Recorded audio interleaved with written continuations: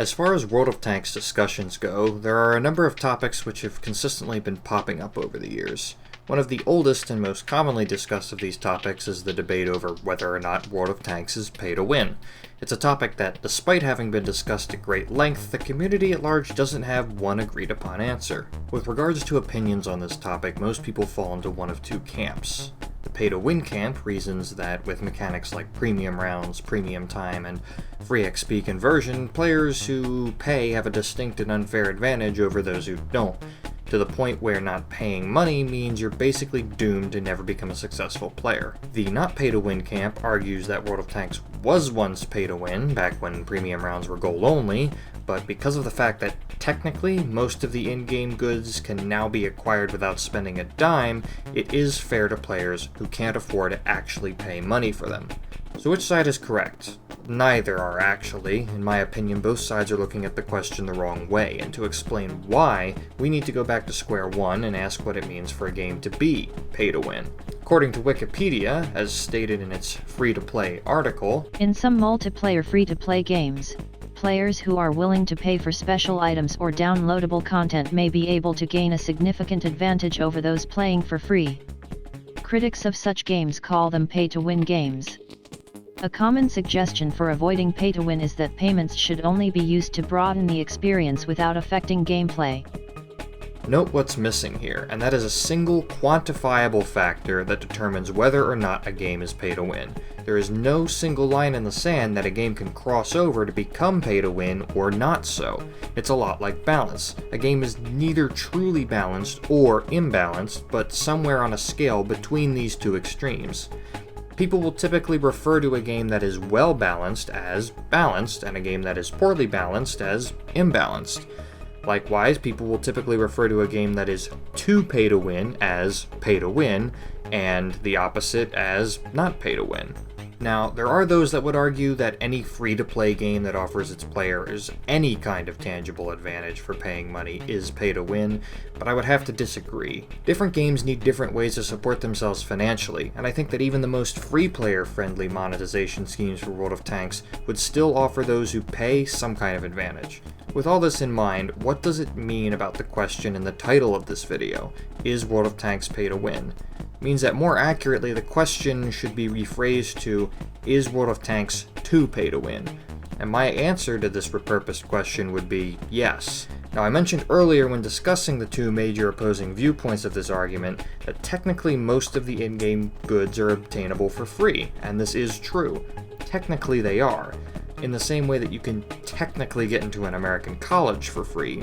Sure, if you bust your ass for years and earn a full-ride scholarship, you can get in for free. This is of course no guarantee that you will get in for free if you work your very hardest. You may just lack the skills needed for something like that, and even if you do, it's a little frustrating knowing that some rich kid can just use daddy's money to achieve the same thing with half the time and effort you put into it. This is the issue I have with World of Tanks' current financial model. Much of it is based on wearing down a player's patience to the point where they reluctantly part ways with their money. Oftentimes, when people invest their money in World of Tanks, it's to speed up a ridiculously long grind or otherwise bypass the work needed to get enough money for premium rounds, premium consumables, equipment, etc. None of these things guarantee a win, but people who can use them have a distinct advantage over people who don't. They will, on average, win more often.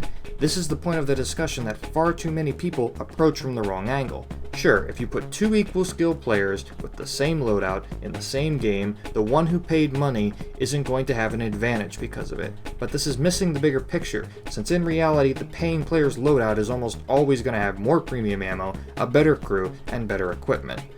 Further supporting this misunderstanding is the fact that anyone who's put a significant amount of money into World of Tanks is more protected from the effects of not continuing to do so. A well-established player could stop refilling premium time for a good week and probably not notice any significant changes in their ability to win games, since they already have a selection of premium tanks and finished grinds. At worst, they would maybe need to play more premium tank games to refill the credit deficit caused by playing expensively on a standard account. Hell, they could go another month without refilling their premium or gold and still be better off than someone who hasn't paid a dime since the day their account was created. The disadvantages faced by people who don't spend their money on World of Tanks become greater the longer they try to play. The whole scheme works on a cycle of wearing down on a player's patience till they finally cave in and spend more money, which begs the question, if such a monetization scheme is too pay to win and harsh on free-to-play players, why has it worked for so long? World of Tanks isn't an unsuccessful game. It's hugely popular compared to most, and while its community isn't that big in the States, it has a huge following in the EU and Russia. If I had to guess, I would say it's because of the lack of competition. What alternatives are there to World of Tanks? War Thunder? It's a completely different game and it caters to a different playstyle. Armored Warfare? It's much more similar, but it deals with vehicles of a different time period, and thus different mechanics which aren't even present in World of Tanks, such as reactive armor and missile launchers. There really isn't another popular and competently put together World War II era and Cold War era arcade tank shooter to offer as an alternative to World of Tanks. The state of the game seems to reflect this. Technologically, it's far behind most games of its popularity, and with regards to monetization, it's being run in a way that no game with actual competition could be. If a well put together multiplayer tank shooter of similar design to World of Tanks was released tomorrow, with a cosmetics only monetization scheme, I wouldn't be surprised if World of Tanks started hemorrhaging players. I'd love to say I have an all-encompassing solution to this, but I don't. This video is more about identifying the problem than actually working out a solution, which would kind of be irrelevant anyway since I lack much of the information needed to make such a solution, like the sales figures and details of the game that I just don't have access to. I can say this, however, you don't need to scalp your players to make a killing off your game. One look at Valve's offerings is a perfect example of this. Games like TF2, Dota 2, and CSGO are making a killing off of purely cosmetic items while costing players nothing for the full gaming experience each one offers. You don't need to hold the full gameplay experience ransom to extort players of their money. If you make a good game and offer appealing cosmetic choices, players will line up to spend money on your game. People want to express themselves and stand out, and this is what Valve games are exploiting. Well, that and gambling addictions.